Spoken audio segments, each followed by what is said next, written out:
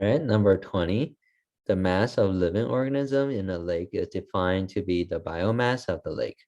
If the biomass in the lake doubles each year, which of the following graphs could model the biomass in the lake as a function of time? Note in each graph below, O represents 0, 0.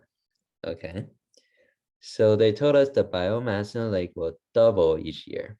Okay, so the total amount had to be 2 times at the previous year. Okay, so which graph models that? Right, so we know if it doubles each time, so we're not adding the same amount, right? But we're multiplying by 2. So this should be an exponential growth.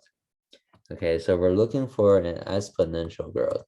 And for exponential growth graph, it should give us a curve, right? So it curves upward, right? So the increase will go faster and faster as the time goes on. Right, so it's not A because A is a flat line, right? So it's a linear equation.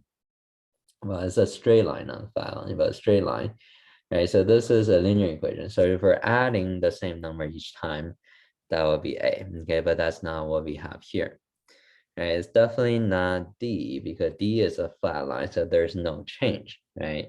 So there's no change, so it's not D. Well, is it B or C? Well, B looks like a little stair thing here, right? So this is not gonna work because this is a continuous graph, right? The biomass will grow and it's a continuous graph, so it should be a smooth curve, right? So we don't have the biomass jumping, right? From a number to another number. So we shouldn't see any type of jump in the graph.